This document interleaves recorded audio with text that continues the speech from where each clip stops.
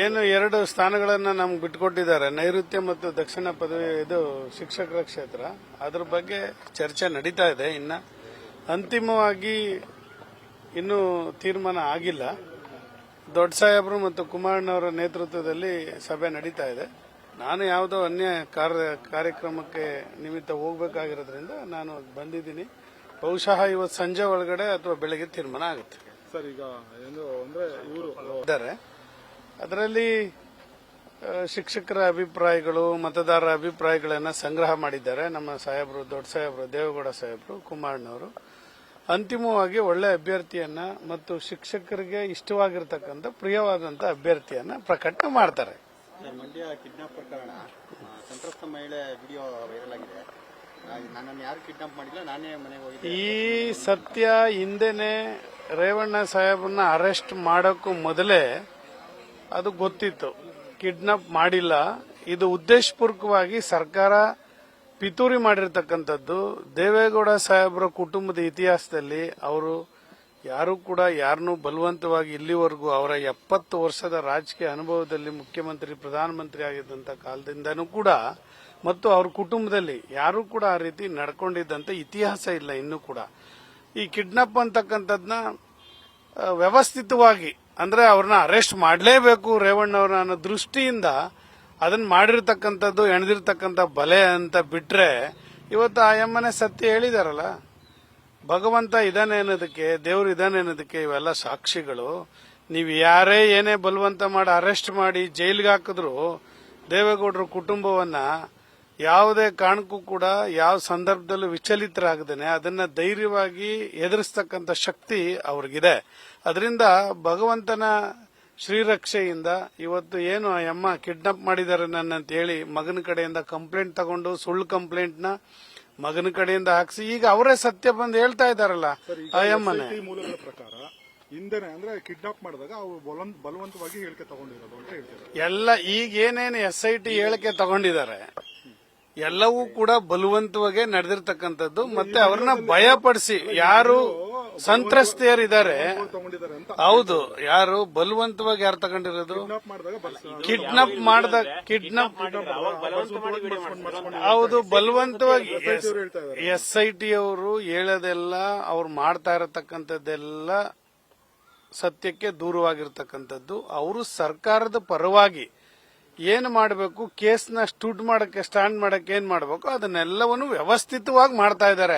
ಯಾರು ಕೂಡ ಇಲ್ಲಿವರೆಗೂ ಕೂಡ ರೇವಣ್ಣವ್ರ ಕುಟುಂಬ ಮೇಲೆ ಆಗ್ಲಿ ಯಾರ ಮೇಲೆ ಆಗ್ಲಿ ಬಂದು ಅವ್ರು ಎಲ್ಲೂ ಕೂಡ ನನಗೆ ಅತ್ಯಾಚಾರ ಆಗಿದೆ ಅಥವಾ ನನ್ನನ್ನ ರೇಪ್ ಮಾಡಿದ್ದಾರೆ ಅಥವಾ ನನ್ನ ಬಲವಂತ ಮಾಡಿದ್ದಾರೆ, ಕಿಡ್ನಾಪ್ ಮಾಡಿದ್ದಾರೆ ಅಂತ ಯಾರು ಹೇಳಿಲ್ಲ.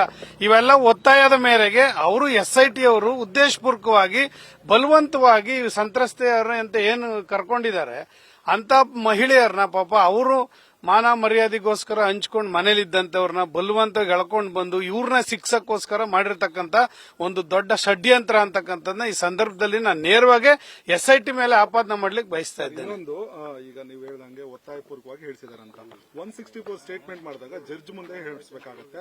ಜಡ್ಜ್ ಅವರನ್ನ ಸಂತ್ರಸ್ತೆಯರನ್ನ ಕೇಳ್ತಾರೆ, ಏನು ಇದು ಒತ್ತಾಯಪೂರ್ವಕವಾಗಿ ಹೇಳ್ತಾ ಇದ್ದೀರಾ ಅಥವಾ ನೀವು ಸ್ವಯಂ ಪ್ರೇರಿತವಾಗಿ ಹೇಳ್ತೀರಾ ಅಂತ. ಅಂದ್ರೆ 164 ಯಾರ ಮುಂದೆ 164 ವಿಚಾರವಾಗಿ ಹೇಳ್ತಾ ಇದ್ದೀನಿ ನಾನು. ಯಾರ ಮುಂದೆ ಯಾವಾಗ ಸ್ಟೇಟ್ಮೆಂಟ್ ಮಾಡಿದ್ರೂ ಕೂಡ ಸತ್ಯತೆ ಹೊರ ಬಂದೇ ಬರುತ್ತೆ. ಆ ಸತ್ಯವನ್ನ ನಮ್ಮ ಮಹಿಳೆ ಹೆಣ್ಣುಮಗಳು ಇವತ್ತೇನು ಕಿಡ್ನಾಪ್ ಕೇಸು ಅಂತ ಹೇಳಿ ಪಾಪ ಅವ್ರ ಮನೆ ಬಲವಂತವಾಗಿ ಹೇಳಿಕೆ ತಗೊಂಡು ರೇವಣ್ಣವ್ರನ್ನ ಇವತ್ತು ಜೈಲ್ಗೆ ಹಾಕಿದ್ದಾರೆ. ಆ ಹೆಣ್ಣುಮಗಳೇ ಹೊರಗಡೆ ಬಂದು ಇಲ್ಲ ಆತರ ಆಗಿಲ್ಲ, ಇದು ತಪ್ಪಾಗಿ ನನ್ನ ಮಗ ತಪ್ಪು ದೃಷ್ಟಿಯಿಂದ ಹೋಗಿ ಕಂಪ್ಲೇಂಟ್ ಕೊಟ್ಟಿರ್ತಕ್ಕಂಥ ನನ್ನನ್ನು ಯಾರು ಕಿಡ್ನಾಪ್ ಮಾಡಿಲ್ಲ ಅಂತಕ್ಕಂಥ ಮಾತನ್ನ ಅವರೇ ಹೇಳಿದಾರಲ್ಲ. ಇನ್ನು ಇದಕ್ಕಿಂತ ಸಾಕ್ಷಿ ಇನ್ನೇನ್ ಬೇಕಾಗಿದೆ?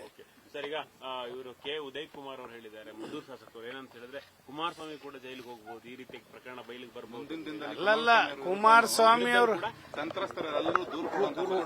ಕುಮಾರಸ್ವಾಮಿ ಅವ್ರ ಎದುರಿಗೆ ಸಂತ್ರಸ್ತೆಯರು ಕಂಪ್ಲೇಂಟ್ ಕೊಡ್ತಾರೋ, ಉದಯ ವಿರುದ್ಧ ಕೊಡ್ತಾರೋ ಅದೆಲ್ಲ ಮುಂದಿನ ದಿನಗಳಲ್ಲಿ ನೋಡೋಣ. ಕುಮಾರಸ್ವಾಮಿ ಅವ್ರ ಬಗ್ಗೆ ಅಷ್ಟು ಸುಲಭವಾಗಿ ಅಗ್ರವಾಗಿ ಮಾತನಾಡಬೇಡಿ ಉದಯ್ ಅವರೇ. ನಿಮ್ಮ ಹಿನ್ನೆಲೆ ಏನು, ಕುಮಾರಸ್ವಾಮಿ ಅವರ ಹಿನ್ನೆಲೆ ಏನು ತಿಳ್ಕೊಂಡು ಮಾತಾಡಿ ಅನ್ನೋದನ್ನ ನಿಮ್ಗೆ ಎಚ್ಚರಿಕೆ ಕೊಡ್ತಾ ಇದೀವಿ. ಮಂಡ್ಯ ಜಿಲ್ಲೆ ಅಷ್ಟು ಸುಲಭ ಅಲ್ಲ ಪಾಪ. ಈಗ 1 ವರ್ಷ ಅಂತ ಬಂದ್ ಕಾಲಿಟ್ಟು ಮಂಡ್ಯ ಜಿಲ್ಲೆ ರಾಜಕೀಯ ನೋಡ್ತಾ ಇದ್ದೀರಿ. ಅದಕ್ಕೆ ಮೊದಲೇ ನೀವೊಬ್ರು ಉದ್ಯಮಿನೋ ವ್ಯಾಪಾರಸ್ಥರೋ ಆಗಿ ಹೊರಗಡೆ ಇದ್ರಿ. ಆದ್ರೆ ಮೂಲ ಏನು ಮಂಡ್ಯ ಜಿಲ್ಲೆ ರಾಜಕಾರಣನೇ ಬಹುಶಃ ನಿಮ್ಗೆ ಅರ್ಥ ಆಗ್ತಿಲ್ಲ ಅಂತ ಕಾಣಿಸುತ್ತೆ. ಮಂಡ್ಯ ಜಿಲ್ಲೆ ರಾಜಕಾರಣ ಇವತ್ತು ದೇವೇಗೌಡಜಿಯವರ ಇವತ್ತು ಹೋರಾಟದ ಫಲವಾಗಿ ನಿಂತಿರ್ತಕ್ಕಂಥದ್ದು. ಅರ್ಥ ಮಾಡ್ಕೊಳ್ಳಿ. ಕುಮಾರಸ್ವಾಮಿ ಅವ್ರ ಬಗ್ಗೆ ಹಗುರವಾಗಿ ಮಾತನಾಡಕ್ ಹೋಗ್ಬೇಡಿ. 2 ಸಾರಿ ಮುಖ್ಯಮಂತ್ರಿ ಆಗಿದ್ದಂತವ್ರು, ಅವ್ರ ಬಗ್ಗೆ ನಿಮ್ಗೇನು ತಿಳಿದೇ ಇಲ್ಲ ಅಂತ ಅನ್ಕೊಂಡಿದೀನಿ. ಹಿಂಗೆಲ್ಲ ಮಾತಾಡಿದ್ರೆ ಉದಯ್ ಅವರೇ ನಿಮ್ಗೇನು ತಿಳಿದೇ ಇಲ್ಲ. ಪಾಪ ಹೊಸದಾಗಿ ಶಾಸಕರಾಗಿದ್ದೀರಿ, ಮೇಲೆ ಹಾರಾಟ ಮಾಡ್ತಾ ಇದ್ದೀರಿ, ಕೆಳಗಡೆ ಇಳಿಬೇಕಾಗುತ್ತೆ. ನಮ್ಮಂಗೆ 1-2-3 ಸಾರಿ ಸೋತ್ರೆ ಗೊತ್ತಾಗುತ್ತೆ ಪರಿಸ್ಥಿತಿ ಏನು ಅಂತ. ಮುಂದಿನ ದಿನಗಳಲ್ಲಿ ಬಂದ ತಕ್ಷಣ ಗೆದ್ದಿದ್ದೀರಿ. ಪಾಪ ಗ್ರಾಮ ಪಂಚಾಯತಿಲಿ ಗೆಲ್ಲಿಲ್ಲ, ಜಿಲ್ಲಾ ಪಂಚಾಯತಿಲಿ ಇಲ್ಲ, ಪುರಸಭೆಲಿ ಇಲ್ಲ, ನಗರಸಭೆಲಿ ಇಲ್ಲ, ಜಿಲ್ಲಾ ಪಂಚಾಯತಿಲಿ ಇಲ್ಲ. ನೇರವಾಗಿ ಬಂದು ದುಡ್ಡಿದೆ ಅಂತೇಳಿ ನಿಮ್ಮನ್ನ ಆಯ್ಕೆ ಮಾಡಿದಾರೋ ಅಥವಾ ನೀವು ದುಡ್ಡಿದೆ ಅಂತೇಳಿ ಚುನಾವಣೆಗೆ ಬಂದಿದ್ದೀರೋ ಏನೋ ಜನ ತೀರ್ಮಾನ ಮಾಡಿದ್ದಾರೆ, ಗೆದ್ದಿದ್ದೀರಿ ಮಂಡ್ಯ ಮದ್ದೂರಿನಲ್ಲಿ.